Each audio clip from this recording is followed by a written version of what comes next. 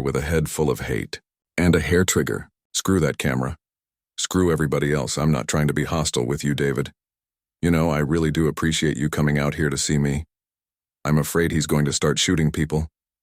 You told the police and I just blast him and he shot in the chest and I double tapped. Double tap meaning I would imagine that would mean you don't have to imagine. You know what you did? What does it mean? It means that I killed him. You shot him twice in the head. Yeah. What rifle? The AK-47. I'm running the Jeremy and then his face. It's blown off. You consider he's no terrorist by the definition of what I've done. Now, this self-described former terrorist is talking for the first time about the strange mix of malice and madness that drove him to kill.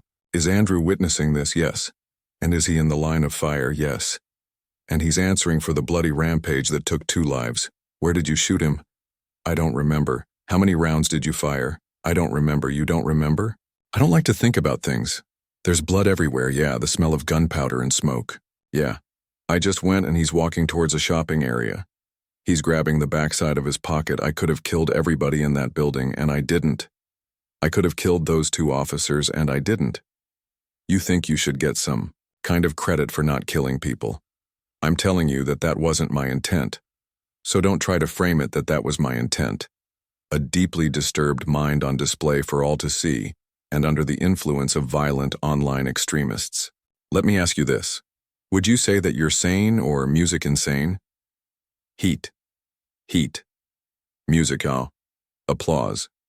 Music 911. What's the emergency? Hi, I have a white Cochin guy. He came to the office saying that he just killed 2 people.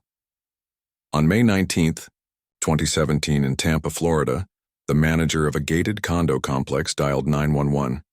Do you see a weapon on him? Oh my God. Oh yeah, he definitely, I think he has music. 18-year-old Devin Arthur had just snapped, shooting and killing 2 roommates with a Russian army rifle.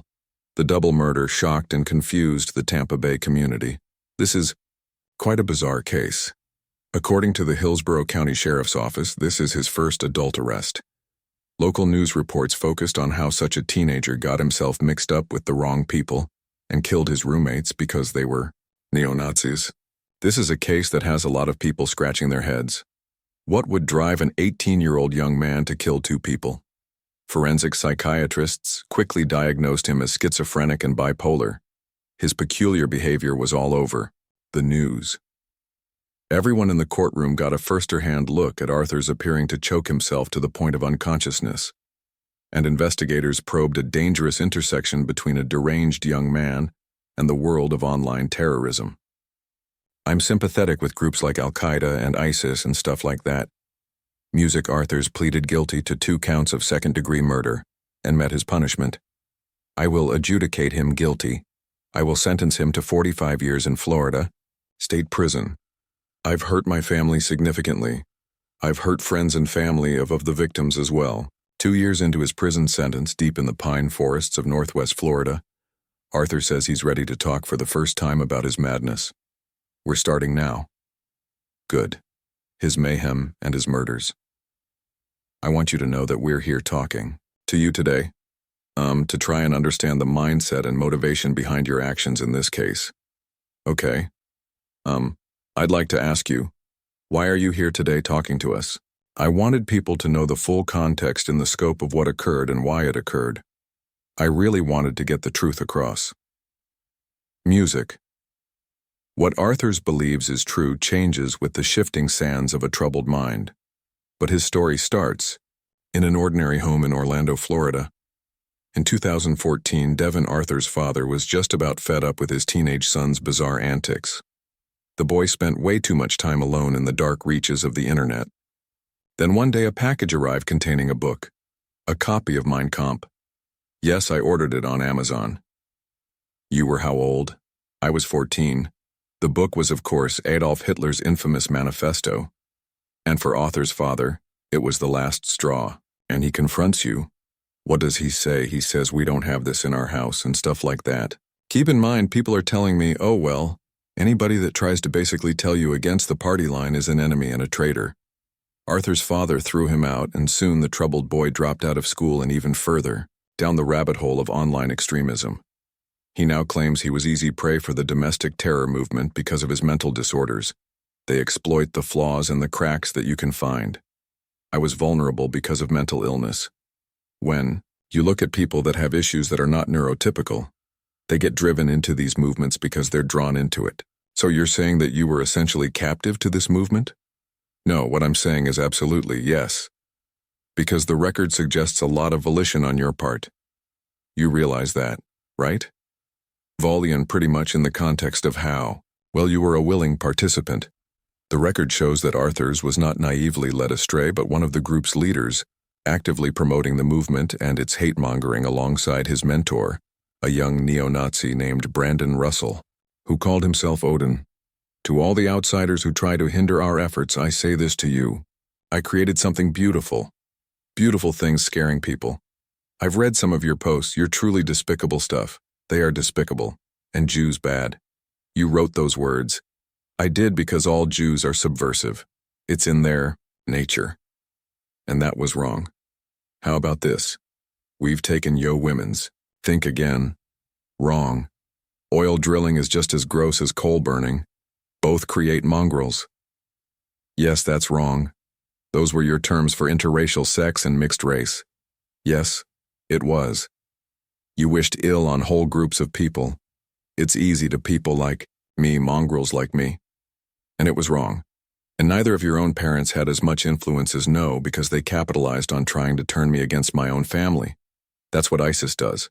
That's what the Nazis do. They do. They're evil. They are the epitome of evil. Well, you say they, but you were in it. You were part of it. I fell for a lie, David. In fact, Arthurs fell for two. Within a year, the troubled teen went from one extreme to another, literally first marching in lockstep with the neo-Nazi movement, and then suddenly paying allegiance to the terrorist Islamic State. I'll be honest, like I'm sympathetic with groups like Al-Qaeda and ISIS and stuff like that. In one breath, you're wishing your online buddies happy Führer Day, right?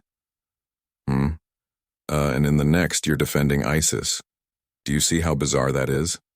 It's very bizarre. They filled my brain with violence. And in David, I was coerced by it. Allah bar. But the truth may lie not in which brand of hateful terror Arthur says he believed in when, but how his deranged mind was wired for both extremes and ultimately for murder. So do you think that it is part of your mindset, your personality, your mental state that you are given to extremes? Well, yes, sir. On May 19, 2017, Devin Arthur's lethal mix of mental derangement and violent manifesto was about to explode. By then, he was living with Brandon Russell in the inconspicuous condo that served as the group's headquarters. Two young recruits had just moved in, unaware that Arthur's was drifting ever closer to a new extremist cause and a killing spree. There's a growing tension in the household. Correct. And you're cleaning your rifle. Yes. What rifle? The AK-47. Dion, tell me in as much detail as you can recall what happened that night. Officers entered the apartment to check for victims. They discovered two deceased white male subjects, Jeremy Hemmelman and Andrew Onishuk. Both fit the profile for extremist recruitment.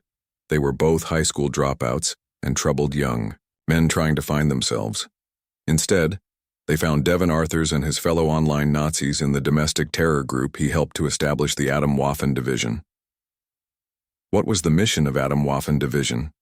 The mission of Atomwaffen Division and its right was trying to overthrow the U.S. government and implement a national socialist state. Targeting government structures, targeting people, and targeting minorities in an all-out race war, as was reported at the time. Atomwaffen's been training for what they believe is a coming war. Pointed at them in a small village, a cat named Whiskers discovered a magic fish in a pond. The fish promised 3 wishes in exchange for its freedom. Whiskers wished for endless fish, a cozy bed, and a bell that rang softly. The fish granted all 3 wishes and swam away, leaving Whiskers content and purring in the sun.